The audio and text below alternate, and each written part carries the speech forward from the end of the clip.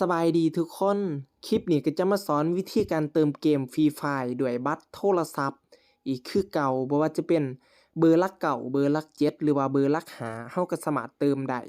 ซึ่งจะเป็นแบบใดเฮามาเบิ่งวิธีการเติมกันเลยก่อนเข้าเบิ่งคลิปอย่าลืมกดติดตามเพื่อเป็นกำลังใจและบ่พลาดคลิปใหม่ๆที่จะอัปเดตเด้อทุกคนซึ่งในคลิปนี้แม่นจะมาเติมผ่านเบอร์หลักเก่าก็คือ Unitel นะทุกคนด้วยบัตรโทรศัพท์ซึ่งขั้นตอนทำอิฐแม่นให้ทุกคนทำการเติมเงินเข้าไปที่เบอร์ก่อนเนาะซึ่งจะกวดเบิ่งยอดเงินก่อนเด้อทุกคนเราถาเข้าหนึ่ง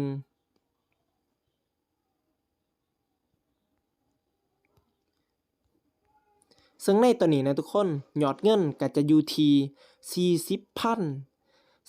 40,306กีบเนาะก็คือได้เติมเข้าไปที่เบอร์เนาะแล้วเฮามาเบิ่งวิธีการเติมเกม Free Fire กันเลยในเมื่อทุกคนทำการเติมเงินเข้าไปที่เบอร์แล้วขั้นตอนทำอิฐแม่นให้เฮากดเข้ามาที่ Google แบบนี้เลยและขั้นตอนต่อไปแม่นให้ทุกคนกดเข้าไปที่ค้นหาและพิมพ์คำว่า Koda Shop พิมพ์เป็นอังกฤษแล้วก็กดค้นหาขั้นตอนต่อไปแม่นให้เฮากดเข้าไปที่ Koda Shop ประเทศลาวจะอยู่หน้าแรกก็คือหน้าทำอิฐ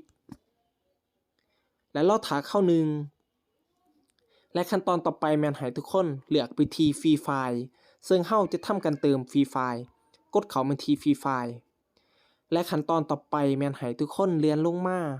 ซึ่งในการเติม Free Fire แม่นเฮาสามารถเติมได้หลายราคาเนาะก็คือบ่ว่าจะเป็น50กะลีนาเซลหรือว่า100กะลีนาเซล140เนาะ200สามารถเติมได้เลยซึ่งเริ่มต้นจะอยู่ที่50กะลีนาเซลให้เฮากดเนาะทุกคนให้เป็นขีดสีฟ้าแบบนี้และให้เฮาเลื่อนลงมาซึ่งเริ่มต้นแม่นจะอยู่ที่36,700กีบสำหรับเบอร์หลักเก่าหรือว่า Unitel เนาะถ้าว่าเป็นเบอร์หลัก5หรือว่าหลัก7ก็จะอยู่ที่35,000กีบซึ่งเบอร์หลัก5หรือว่าหลัก7จะถูกกว่าหลักเก่า Unitel ซึ่งในคลิปนี้แม่นจะมาสอนเติมผ่านเบอร์หลักเก่าเนาะซึ่งให้ทุกคนกดเลือกไปที่50กะลีนาเซลให้เป็นสีฟ้าแบบนี้แล้วก็เลื่อนลงมาและกดเข้าไปที่ Unitel ให้เป็นขอบสีฟ้าเนาะและขั้นตอนต่อไปแม่นให้ทุกคนกดเข้าไปที่ซื้อตอนนี้ซึ่งจะถูกอยู่ที่36,700กีบและรอท่าเข้าหนึ่งและขั้นตอนต่อไปแม่นมันจะให้เฮาทำการใส่เบอร์โทรศัพท์เฮาก็สามารถใส่เบอร์โทรศัพท์ได้เลย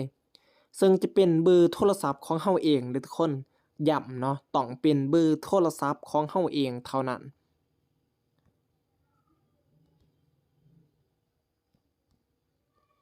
ในเมื่อเฮาทำการใส่เบอร์โทรศัพท์แล้ว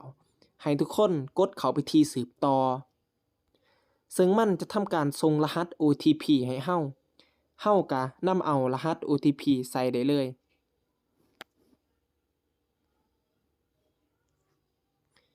รอท่าเข้าหนึ่งเด้อทุกคนจะเบิ่งรหัส OTP ก่อนเนาะ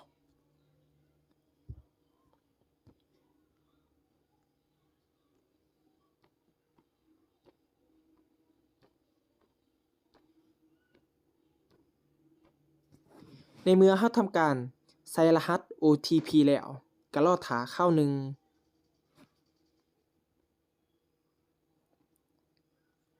และมันจะเข้ามาสู่ขั้นตอนนี้นะทุกคนมันจะบอกว่าชำระเงินสำเร็จแล้วซึ่งขั้นตอนนี้เฮาก็สามารถเข้ามาเบิ่งที่ข้อความแบบนี้ได้เลยเนาะซึ่งในเมื่อมันส่งแบบนี้นะทุกคนก็ให้เฮาสังเกตเบิ่งเนาะก็คืออยู่ด้านลุ่มนะทุกคนที่มีตัวเลขหลายๆเนี่ยเนาะให้เฮาทำการจือเนาะหรือว่า Copy เนาะและเฮากดออกได้เลยนะทุกคนและขั้นตอนต่อไปแม่นให้เฮากดเข้าไปที่ Google อีกเนาะแล้วก็กดกลับแบบนี้เด้อทุกคนแล้วก็พิมพ์ค้นหาเนาะทุกคนและพิมพ์คำว่าเติมเกมพิมพ์เป็นภาษาไทยเลยทุกคนแล้วก็กดค้นหาและขั้นตอนต่อไปแม่นให้ทุกคนกดเข้าไปที่เติมเงินเนาะที่เขียนว่าเติมเงินหน้าทำอิฐแบบนี้เลยและขั้นตอนต่อไปเนาะให้เฮากดเข้าไปที่ Free Fire ของเฮาแบบนี้เลย เป็นสีแดงแบบนี้นะทุกคนแล้วก็เลื่อนลงมาและขั้นตอนต่อไปแม่นให้ทุกคนทำการนำเอา ID เกมของเฮาที่เฮาอยากจะเติมใส่ได้เลยเนาะก็คือใส่อยู่ที่ ID ผู้เล่นนะทุกคนให้เฮาทำการใส่ ID ได้เลยซึ่งเฮาสามารถเข้ามาเบิ่ง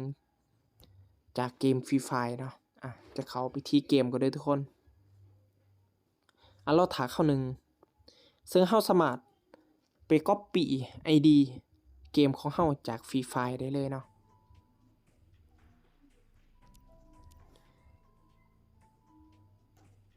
จะไปเอา ID เกมแล้วก็กด Copy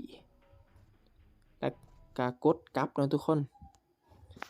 เฮาสามารถใส่ได้เลยและขั้นตอนต่อไปแม่นให้ทุกคนกดเข้าไปที่เข้าสู่ระบบเพื่อที่ตรวจสอบเบิ่งเนาะ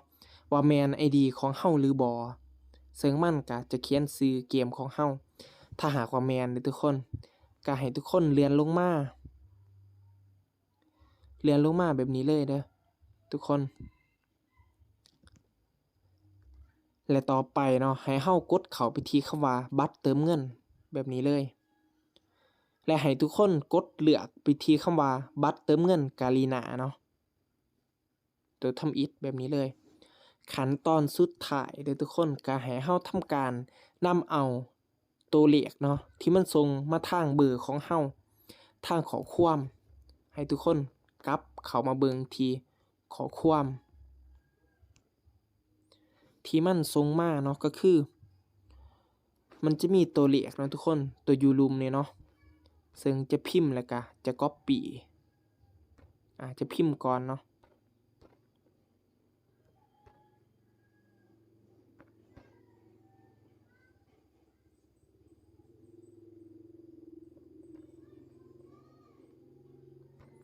ซึ่งเฮาสามารถ copy แล้วก็ไปวางใส่ได้เลยเนาะซึ่งเป็นขั้นตอนสุดท้ายของการเติมเกมจะ copy แล้วก็คัดลอกแล้วก็ไปวางใส่ทำการวางใส่ขั้นตอนสุดท้ายให้เฮากดยืนยันแล้วก็เพียงเท่านี้ก็เติมสำเร็จนะทุกคนก็จะได้อยู่ที่